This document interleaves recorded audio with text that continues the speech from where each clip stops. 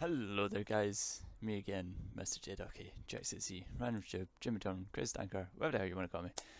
Back again with more Beginner's Guide. I really like this game and I hope you're enjoying it too, because it's quite interesting. I've never actually seen a game like this before. It does seem like a really cool game though, so let's just quit talking and get back into it.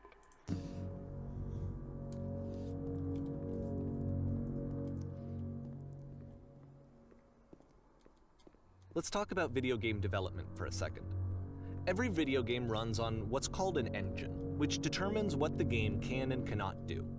So in other words, the engine is a set of tools for game development.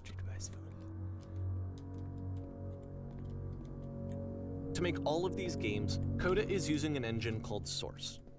Like all engines, Source has certain things that it does well, and it has certain things that it does poorly. One of the things that it does very well is boxy linear corridors. That's why so many of Coda's games are set in these large, flat, empty rooms, is just because he's working with what the engine does well. The tools available to the creator shape what kinds of creative work they're going to end up making. You might consider paying attention to the architecture in Coda's games to notice how they seem to stem from an engine that's very good at producing linear, boxy corridors.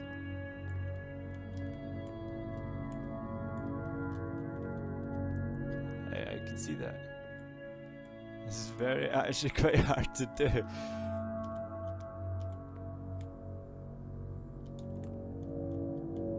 Wait.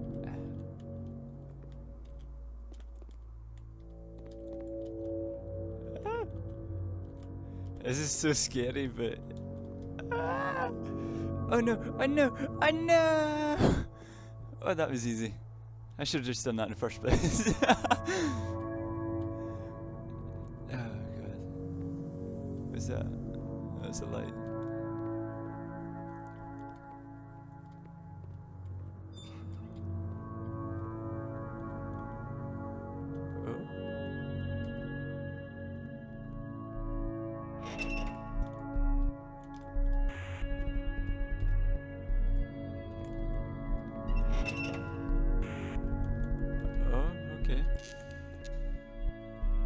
What?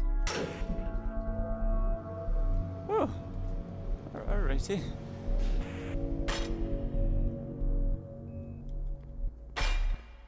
This prison, funny enough, in Coda's original design, the doors stayed shut for a full hour before letting you go. If you don't mind, I think we're gonna skip that. This is something that he and I used to argue about a lot. You know, whether a game ought to actually be playable. Whether it means anything if no one can get through it. And I would always defend that, you know, all this work goes into the game, why not make it playable and accessible?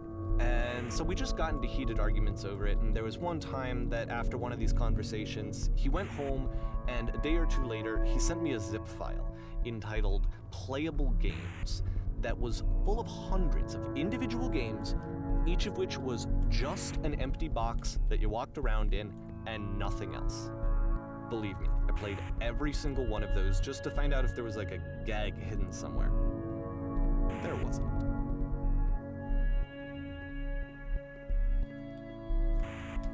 It does raise a good question though, whether games should be playable. I mean, I might be taking this entirely the wrong way, but the way I'm seeing this is, you do see games that are playable, like you've got Battlefield, Call of Duty, that you play the physical game. You've got horror games like Outlast and the DLC Whistleblower that you're playing the game, you're doing stuff. But then you've also got these narrative type games like the Walking Dead series, and there was another one that was like a storytelling type one where you just hover the mouse over a certain option. And to me, that isn't playing the game. That's just a story that you are following along with. That's not necessarily a game that you're playing. At least that's how I feel about that. It's an interesting idea. I mean, I get the concept of this was they were arguing whether you should be locked in a cell for an hour or not. kind of does make the game unplayable, but oh well.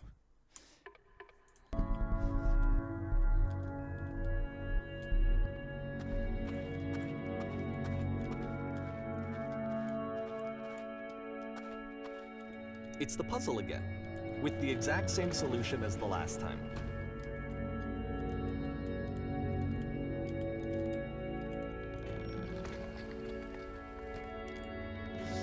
There's still no clear indication of what makes this puzzle so special that Coda is going to return to it over and over. But I promise I'll share with you my interpretation very shortly.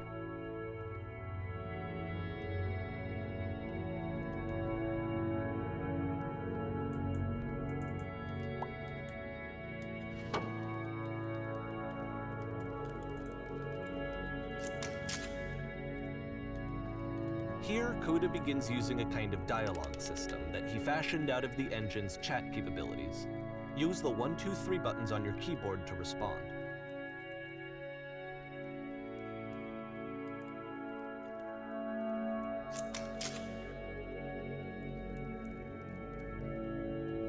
Did you have to get through the puzzle with 2 person switches?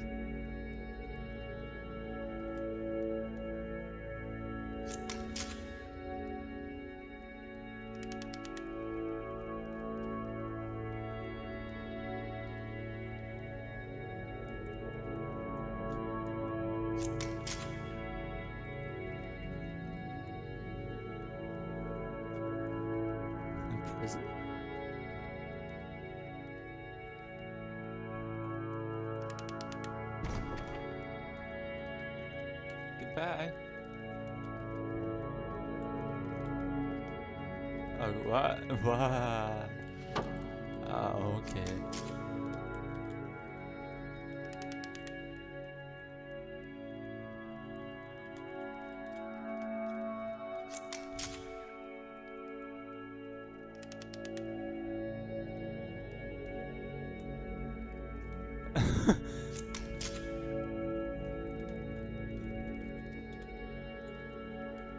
I don't want to see it again, Synth.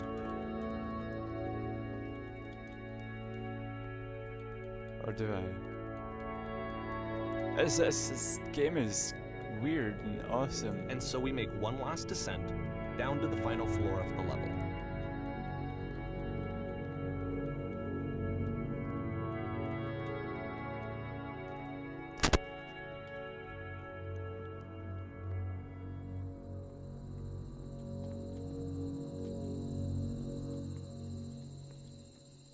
It's a lamppost. Okay, I can't tell you quite why, but for some reason Coda fixates on this lamppost. It's going to appear at the end of every single one of his games from here on out. I'll tell you what I think. I think that up to this point, you know, he's been making really strange and abstract games with no clear purpose, and maybe you can only float around in that headspace for so long. Because now he wants something to hold on to. He wants a reference point. He wants the work to be leading to something. He wants a destination, which is what this lamppost is. It's a destination. We're going to see it in the work as well. His games are just going to become a lot more cohesive, a lot more fully developed, with more of a clear idea behind them.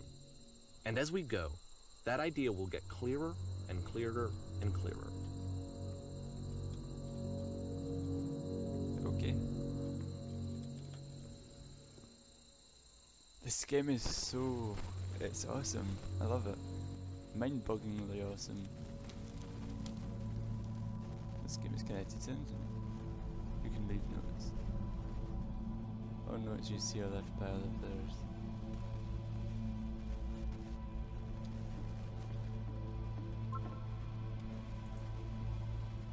Nice room. No. So first off, I'm sure you can deduce this, but this game is not connected to the internet. All of the notes that you're going to see have been written by Coda. This was actually the first game of his that I ever played. This was shortly after I met him at a weekend game jam in Sacramento, where I grew up. I saw him working on this very level, and it was just so different from anything that anyone else was doing. So right away I was like, I have to be friends with this person. In retrospect, I think I was probably a bit too pushy, trying to get his attention. I was over-enthusiastic. But he was very gracious about it and very patient with me. And I cooled off eventually. Oh, feel free to skip over any of these notes if they're not doing anything for you. Nothing extra is going to happen if you read all of them. Either way, to me they convey a sense of loneliness. I see this person who's filled with thoughts and feelings and beliefs and has no way to express them except as scattered and unheard voices in a game that wasn't meant to be played.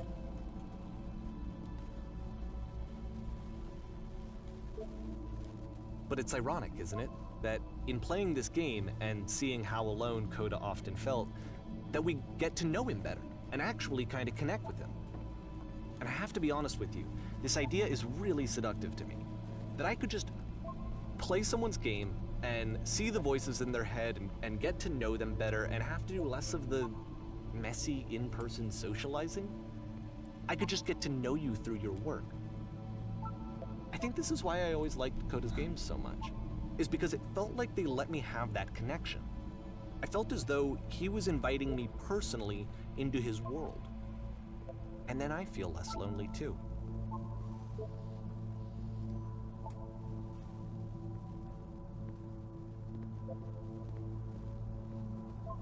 This is very, very mind-bogglingly weird. I don't know. I mean, this is where I'm supposed to talk, but I don't know what to say or what to talk about. I just need to play.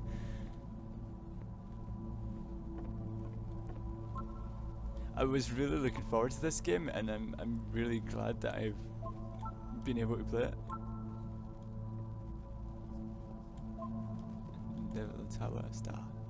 That's a nice pen. That's his art.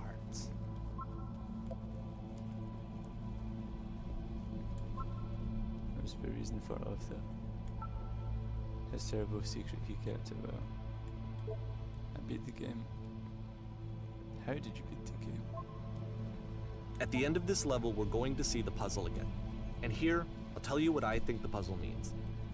Each of these games represents an idea that was on Coda's mind at the time that he was making it. And the puzzle is a way of closing the door on a previous chapter of his life before moving on to the next one. In each of his games, after exploring a theme that, he might find difficult, Coda can then place this puzzle that he knows has a reliable solution, he understands exactly how it works, and so it gives him a simple mechanism for moving on. And because there's this dark area between the doors, a space between spaces, before you move on, you get to pause. Just for a moment, a few seconds to reflect on and let go of the events that led you here. To step back and connect the pieces together. To grasp at that elusive bigger picture.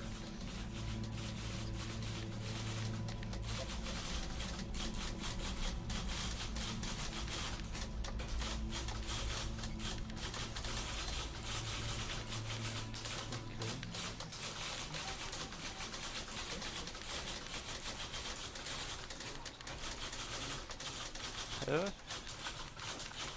Hello? I'm trying!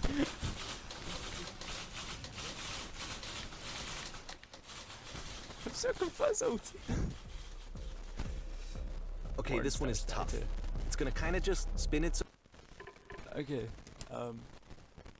Jesus, this game is so mind-bogglingly weird. And I seriously don't know what to say when I'm playing it, because the game is doing most of the speaking. But it is a really good game and I'm really enjoying it. It's so weird.